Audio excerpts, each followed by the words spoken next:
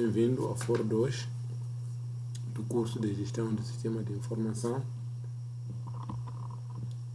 Esta é a cadeira de Segurança em Redes. Escolhi o tema Segurança em Redes Locais. Chamo-me Paulo Caetano Chuva, aluno do segundo ano desse curso de Gestão do Sistema de Informação. Segurança em redes locais. A primeira coisa quando a gente ouve segurança, uma das imagens que aparece na nossa cabeça é um cadeado.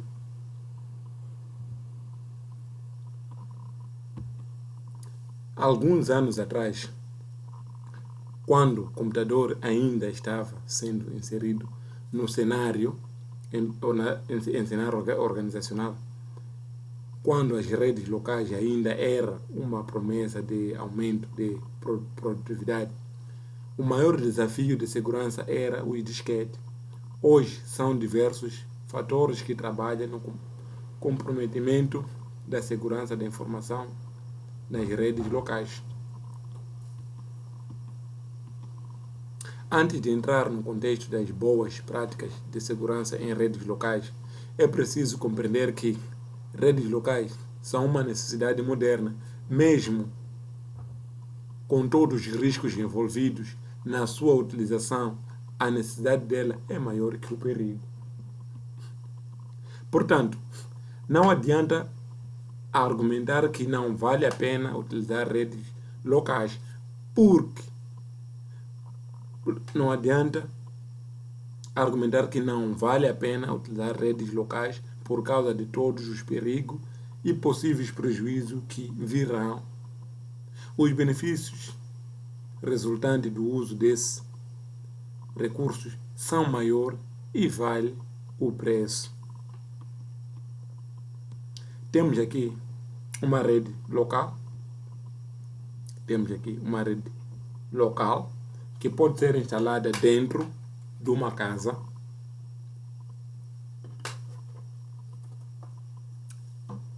Pode ser instalada dentro de uma casa ou dentro do escritório. Diretriz da rede local. Geralmente, é difícil distinguir onde o servidor individual termina e a rede começa. Alguns sistemas operativos da rede podem ser configurados para que o usuário final faça login ou cadastro em um domínio para acessar os recursos da rede. Temos aqui o exemplo.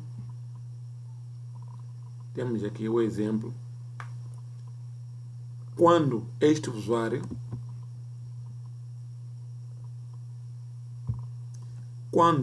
este usuário querer acessar esta rede, ele deve fazer um cadastro, deve pôr a senha da rede, tanto como este usuário, todos os usuários.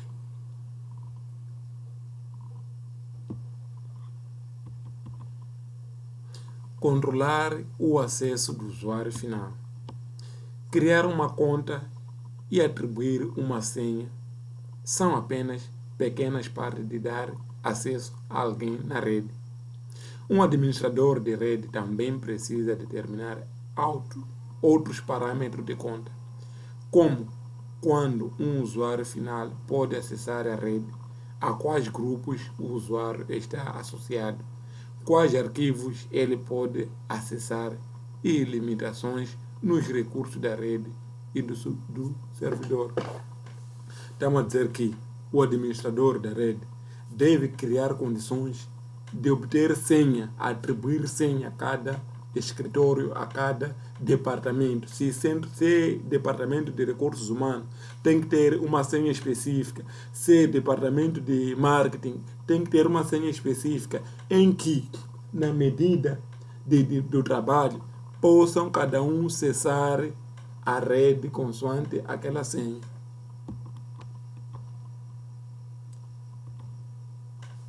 Login simultâneo. O usuário não deve ter privilégio de login simultâneo.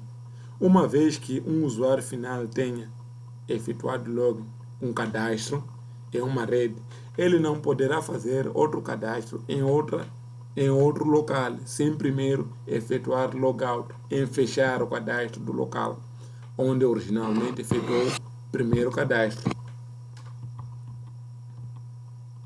A única exceção a essa regra deve ser o administrador da rede local e o seu backup, embora reconheça que isso pode causar problemas operacionais para alguns usuários. Há vários motivos para limitar os cadastros simultâneos. Primeiro, economiza recursos de rede, como memória e licença. Pode impedir o uso não autorizado de uma conta, contato que o usuário esteja conectado. Os usuários podem se deixar logados na rede em uma estação de trabalho sem sequer perceber. Uma solução para esse problema é implementar um processo que desconecte automaticamente o usuário inativo. Espaço em disco disponível. É importante limitar a quantidade de espaço em disco alocado para cada usuário final. Dar aos usuários espaço em disco ilimitado pode acabar exigindo a compra de espaço adicional em disco. Existem situações em que os usuários travaram servidores porque suas contas não restringiram a quantidade de espaço em disco permitida pelo usuário.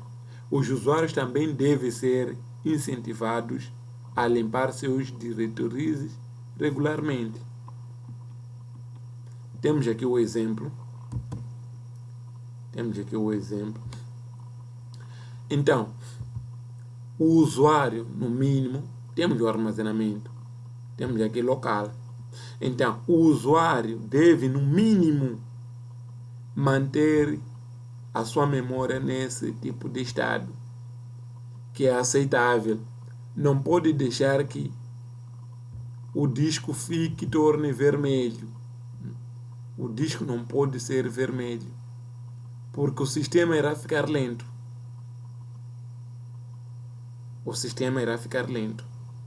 E não irá beneficiar nem um pouco no trabalho. Restrições à localização ou estação de trabalho. Deve-se considerar a possibilidade de restringir a uma estação de trabalho específica os usuários finais que estejam autorizados a entrar em transações sigilosas. É preferível localizar a estação em uma área restrita. Obviamente, o acesso ao servidor em si deve ser restrito ao administrador da rede. Restrições de horário por dia. Deve-se considerar a possibilidade de restringir o acesso do usuário final somente ao horário comercial. Quer dizer, o funcionário, neste caso, deve simplesmente ter acesso na hora do trabalho, especialmente para os funcionários autorizados a acessar e usar dados confidenciais. Se um funcionário normalmente não trabalha à noite e nos finais de semana, a capacidade de acessar a rede deve ser restrita durante esse período de tempo. Estamos a falar os que não estão escalados no turno, os que não estão escalados para fazer 24 horas. A maioria dos sistemas operativos e de rede tem a capacidade de restringir o acesso de uma conta a períodos de tempo específico. Acesso a diretórios e direito de process. Os usuários só devem receber direito de acesso aos diretórios que precisam para funcionar. Se um usuário precisar de acesso temporário a um diretório, os direitos de acesso devem ser removidos quando não for mais necessário. Os usuários só devem receber os direitos de confiança de que precisam para realizar seu trabalho. Quando o direito não for mais necessário, remova-o imediatamente. Os direitos dos administradores devem ser auditados periodicamente. Isso, tempo em tempo. Atributos de arquivos. Atributos de acesso a arquivo, como leitura, gravação, execução, exclusão, deve ser concedido com base na necessidade. Além disso, arquivos contendo informações confidenciais ou confidenciais devem ser restritos a um número mínimo de usuários. Atributo de arquivo para executáveis deve ser restrito. Os usuários finais só devem ter acesso de leitura aos arquivos necessários para funcionar. Com atributos de arquivos vagamente definidos, arquivos executáveis importantes podem ser alterados ou substituídos por programas de cavalo de Troia. Remover contas inativas. As organizações devem revisar as contas de usuários da rede regularmente e excluir quaisquer contas que não seja mais necessário. Estamos a falar de contas que já não estão sendo mais utilizadas. As contas de usuários ou funcionários que não fazem mais parte da organização devem ser excluídas. Os funcionários que já foram à reserva, já foram despedidos, devem ser removidas as suas contas. As empresas também, ou organizações também devem excluir contas inativas, removendo ou desabilitando contas de nome de usuário que não foram acessadas nos últimos 3 a 6 meses. Os hackers frequentemente tendem a explorar contas inativas para invasão inicial em um sistema ou como meio de obter acesso a uma rede novamente. Estamos a dizer que os invasores, os hackers, os invasores, aproveitam essas contas inativas para poder usam como ponto de vulnerabilidade essas contas inativas para poder invadir uma rede local. Referência. A elaboração do vídeo, usei um manual em uso na ICED, que é Manual de Segurança em Redes, que tem como tema, na unidade temática 4, Segurança em Redes Locais, que está localizada na página 114, na página 54, e fonte de imagem, usei um motor de busca do Google. Dizer meu muito obrigado pelo tempo dispensado. Esse foi o foro de videoaula da cadeira de Segurança em Redes Locais.